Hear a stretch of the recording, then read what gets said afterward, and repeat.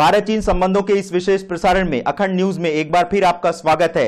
इसके छठे एपिसोड में अब हम आपको दिखाने जा रहे हैं चीन की वो साजिश, वो षड्यंत्र जिसमें वो पाकिस्तान समेत सभी छोटे देशों को अपना गुलाम बनाने जा रहा है। तो देखिए चीन की ये चालाकी, उसकी ये साजिश, उसका ये षड्यंत्र। चीन की विस्तारवादी नीति के पीछे उसकी युद्ध नीति काम कर रही है। इसके अनुसार वो पहले मित्र बनाता है, बाद में धोखे से हमला कर उसे अपना गुलाम बना लेता है। चीन की 2500 साल पुरानी युद्ध कला विषय पर लिखी गई पुस्तक में भी चीन ने इसी तरह पहले मित्र बनाने और फिर हमला करने के बारे में कहा है। चीन की भी ये नीति रही है कि वो अपने विरोधी देश को काबू में करने के लिए उसके पड़ोसी देश को उसका दुश्मन बना देता है। मतलब चीन पहले दोस्ती करता है और बाद में दोस्त पर ही हमला कर देता है। चीन के अब तक के युद्ध का इतिहास करीब करीब ऐसा ही रहा है। भारत से चीन की दोस्ती और दोस्ती की आड़ में 1962 में भारत पर हमला। चीन का अगला निशाना उसका जिगरी दोस्त पाकिस्तान होगा, जहां सड़क मार्ग से व्यापार करने के इरादे से पाकिस्तान में वो घुस चुका है। हथियारों की सप्लाई और आर्थिक मदद करके चीन पाकिस्तान पर कर्ज का बोझ लगातार बढ़ाता जा रहा है। एक दिन यही चीन पाकिस्तान को अपना गुलाम बना लेगा। वैसे चीन की नजर आसपास के सभी छोटे देशों को अपना उपनिवेश बनाने की है। इस सिलसिले में उसने पाकिस्तान से लेकर श्रीलंका और बांग्लादेश तक जाल फेंक दिया है। पाकिस्तान ये समझ रहा है कि चीन की मदद लेकर वो भारत को खतरे में डालेगा, लेकिन वो ये भूल गया कि चीन बहुत चालाक है। वो पाकिस्तान की मदद करने के लिए भारत से दुश्मनी तो निभा देगा, लेकिन बदले में पाकिस्तान को भी अपना गुलाम बना लेगा। चीन ने वन बॉर्डर वन रोड के तहत पाकिस्तान तक सड़क बनाने के लिए न सिर्फ अपने इंजीनियरों को पाकिस्तान भेज दिया है, बल्कि वहां वो अब स्थायी निवास के लिए कॉलोनियां भी बनाने लगा है।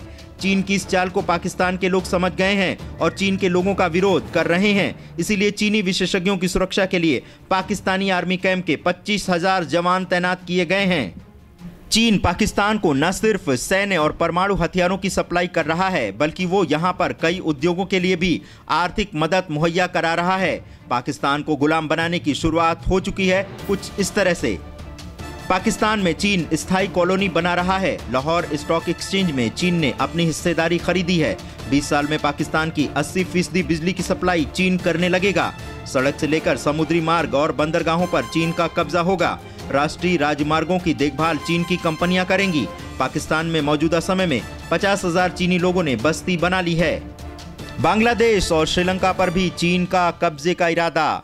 चीन की कंपनियां पाकिस्तान में ही नहीं बल्कि श्रीलंका और बांग्लादेश पर भी घात लगाए बैठी हैं। श्रीलंका में चीनी कंपनियों ने बड़ी बड़ी परियोजनाओं में भारी निवेश के लिए ऊंचे दरों पर कर्ज दी है। ऊंचे दर पर कर्ज लेने से श्रीलंका की आर्थिक स्थिति में मंदी आती जा रही है। दूसरी ओर चीन वन बेल्ट वन रोड के तहत श्रीलंका में पहले ही भारी निवेश कर चुका है। कर्ज वापस ना लौटाने की स्थिति में चीनी कंपनियों ने अब श्रीलंका पर दबाव बढ़ाना शुरू कर दिया है। अगर श्रीलंका कर्ज वापस लौटा नहीं सका तो उसके बदले में श्रीलंका को चीन की गुलामी स्वीकार करनी पड़ेगी। चीन की विस्तारवादी और गुलाम बनाने की इसी नीति का अगला शिकार बांग्लादेश भी बनने वाला है। हालांकि कुछ अफ्रीकी देश चीन की विस्तारवादी योजना का विरोध करने लगे हैं, लेकिन अभी उनकी आवाज मुखर नहीं हो पा रही है। पाकिस्तान भारत और हिंदुओं के विरोध में ही बना था, इसलिए वो भारत और हिंदुओं के खात्मे के लिए किसी भी हद तक जाने को तैयार है, भले ही उसको इसकी कीमत अपनी बर्बादी और गुलामी से चुकानी पड़े। चीन भारत पर हमला नहीं करेगा, क्योंकि चीन की नजर भारत पर नहीं बल्कि छोटे छोटे पड़ोसी देशों पर है। अगर चीन अपनी विस्तारवादी नीति में कामयाब होकर पाकिस्तान, श्रीलंका और बांग्लादेश जैसे देशों पर अपना उपनिवेश बना सका या फिर उन्हें अपना गुलाम बना सका, तो दक्षिण एशिया में सिर्फ 2 ही मजबूत शक्तियां रह जाएंगी। उसमें भी चीन भारत से 10 कदम आगे होगा, क्योंकि वो ऐसा करके न सिर्फ दुनिया में नंबर 1 की कुर्सी की ओर आगे बढ़ जाएगा, बल्कि भारत को चारों ओर से घेर भी लेगा। लेकिन अंतर्राष्ट्रीय मामलों की रिसर्च के अनुसार आने वाला समय भारत का है।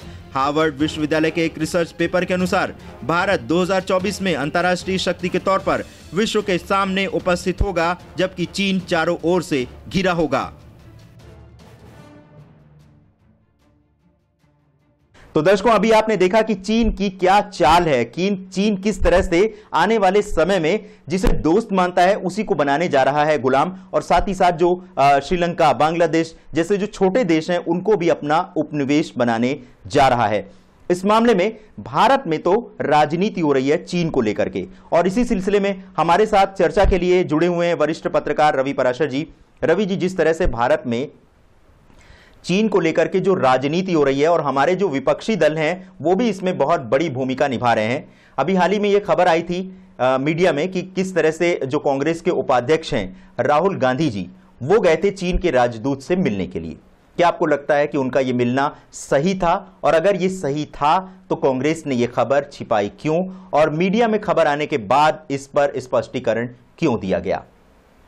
नहीं, विपक्ष के नेता किसी भी राजदूत से मिल सकते हैं, इसमें कोई गलत बात, कोई गलत संदेश ऐसा नहीं है। लेकिन जिस तरह से ये जो घटनाक्रम हुआ वो थोड़ा दुर्भाग्यपूर्ण है, क्योंकि पहले कांग्रेस ने छुपाया और जब मीडिया सक्रिय हुआ और आरोप ज्यादा लगने लगे तब कांग्रेस ने बाकायदा आधिकारिक तौर पर बयान जारी करके ये मान लिया कि ऐसा हुआ है।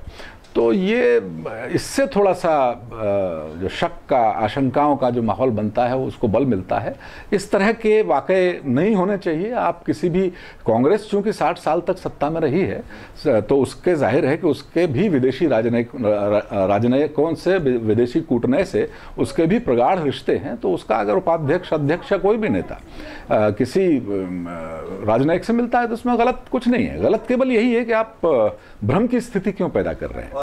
तो दर्शकों, जिस तरह से आप देख रहे हैं भारत चीन संबंधों पर हमारा यह विशेष प्रसारण, और इस समय हमारे साथ चर्चा के लिए हैं वरिष्ठ पत्रकार रवि पराशर जी, जिनका कहना है कि कांग्रेस उपाध्यक्ष राहुल गांधी का चीन के राजदूत से मिलना कोई अनोखी बात नहीं है, लेकिन हां, इस बात की जानकारी दी जाती तो अच्छा होता, और यह बात छिपाई क्यों गई, यह भी एक बड़ा सवाल है। रवि जी, इसी से जुड़ा हमारा अगला सवाल है आपसे कि जो कांग्रेस पार्टी है वो पिछले 70 सालों से देश पर शासन कर रही है, उसको जो ये राजनीति की जो छोटी छोटी बारीकियां हैं वो उसको अच्छी तरह से पता है। ऐसा होने के बावजूद राहुल गांधी की ये खबर जो चीन के राजदूत से मिलने की, ये कांग्रेस पार्टी ने क्यों दबाई? और क्या आपको लगता है कि राहुल गांधी वाकई पॉलिटिकली इनोसेंट है, बहुत मासूम है?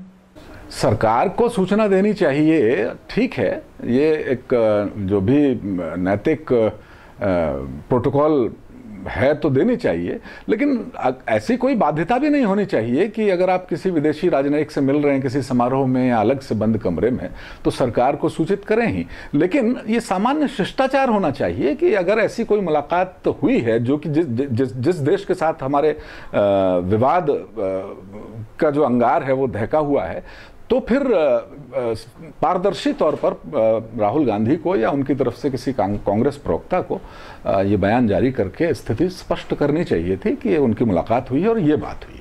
लेकिन राहुल गांधी जी का ये कहना है कि उनका भी ये अधिकार है कि चीन के साथ मौजूदा समय में क्या हो रहा है, और यही जानकारी लेने के लिए वो गए थे। नहीं, देखिए, परंपरा के तहत ये ऐसा कोई पहली बार नहीं है।